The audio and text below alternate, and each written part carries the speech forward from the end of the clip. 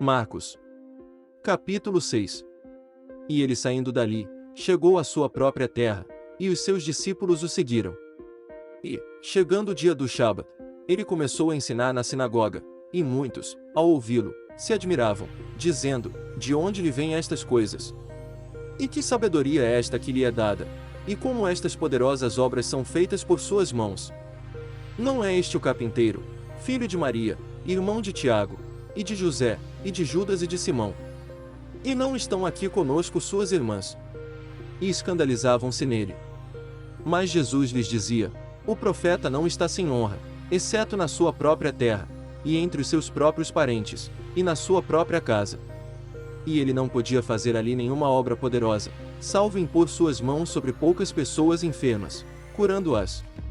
E admirou-se da descrença deles. E ele percorreu as aldeias vizinhas, ensinando. E ele chamou a si os 12, e começou a enviá-los de 2 em 2, e deu-lhes poder sobre os espíritos imundos. E ordenou-lhes que nada levassem para a sua jornada, senão somente um cajado, nem alforje, nem pão, nem dinheiro no seu cinto. Mas que fossem calçados com sandálias, e que não vestissem 2 túnicas. E ele dizia-lhes: onde quer que entrardes numa casa, permanecei até partir daquele lugar. E aqueles que não vos receberem, nem vos ouvirem, saindo dali, sacudi o pó que estiver debaixo dos vossos pés, em testemunho contra eles. Em verdade eu vos digo que haverá mais tolerância para Sodoma e Gomorra no dia do juízo do que para os daquela cidade. E eles foram, e pregando que os homens se arrependessem.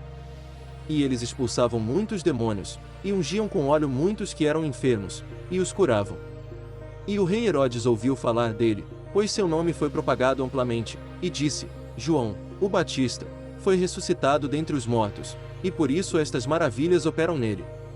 Outros diziam: este é Elias. E outros diziam: este é um profeta, ou como um dos profetas. Mas Herodes, ouvindo isso, dizia: este é João, a quem eu decapitei, ele está ressuscitado dentre os mortos. Pois o próprio Herodes mandara prender a João, e o confinou na prisão, por causa de Herodias, esposa de seu irmão Filipe, porque ele havia se casado com ela. Pois João dizia a Herodes: não te é lícito possuir a esposa de teu irmão. Por isso, Herodias tinha uma desavença contra ele, e queria matá-lo, mas ela não podia. Porque Herodes temia João, sabendo que ele era um homem justo e santo, e observava, e ao ouvi-lo, ele fazia muitas coisas, e o ouvia de boa vontade. E, chegando um dia oportuno, quando Herodes em seu aniversário fez um jantar aos seus senhores, altos capitães, e chefes da Galileia. E entrando a filha de Herodias, e dançando, e agradando a Herodes, e aos que estavam sentados com ele, o rei disse à donzela: pede-me o que quiseres, e eu te darei. E jurou-lhe, dizendo: tudo o que me pedires eu te darei, até a metade do meu reino. E, saindo ela, disse à sua mãe: o que eu pedirei? E ela disse: a cabeça de João, o Batista. E ela veio imediatamente para junto do rei, e pediu, dizendo: eu quero que tu me des em um prato a cabeça de João, o Batista. E o rei entristeceu-se muito, todavia, por causa do juramento e dos que estavam sentados com ele, não quis deixar de atendê-la. E imediatamente o rei enviou um carrasco, e ordenou que a cabeça dele fosse trazida, e ele foi, e o decapitou na prisão. E trouxe sua cabeça em um prato, e entregou à donzela, e a donzela deu à sua mãe. E, quando seus discípulos ouviram isso, foram, tomaram o seu corpo, e o puseram no sepulcro. E os apóstolos reuniram-se com Jesus, e contaram-lhe todas estas coisas, tanto o que tinham feito como o que eles tinham ensinado. E ele disse-lhes: vinde vós, aqui à parte, para um lugar deserto, e descansai um tempo. Porque havia muitos que iam e vinham, e não tinham tempo nem para comer. E eles partiram a sós num barco para um lugar deserto. E as pessoas os viram partir, e muitos o reconheceram, e para lá correram a pé de todas as cidades, e os ultrapassaram, e aproximavam-se dele. E Jesus, ao desembarcar, viu uma grande multidão, e teve compaixão dela, porque eles eram como ovelhas que não têm pastor, e ele começou a ensinar-lhes muitas coisas. E, quando o dia já estava muito adiantado, os seus discípulos se aproximaram dele, e lhe disseram: este lugar é deserto, e o dia está muito adiantado.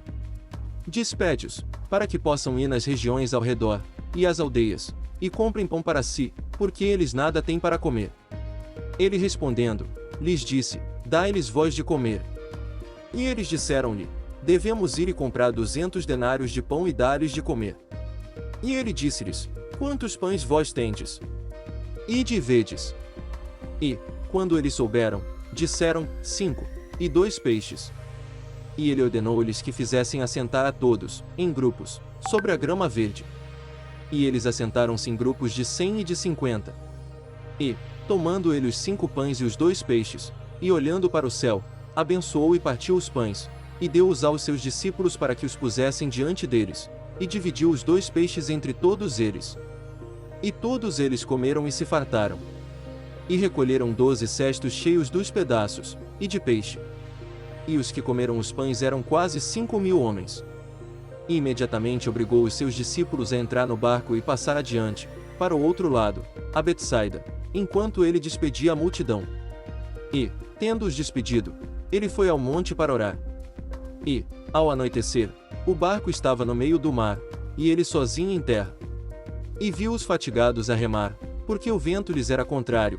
Perto da 4ª vigília da noite aproximou-se deles, andando sobre o mar, e queria passar-lhes adiante. Mas, quando eles o viram andar sobre o mar, imaginaram que fosse um espírito, e gritaram. Porque todos o viram, e perturbaram-se.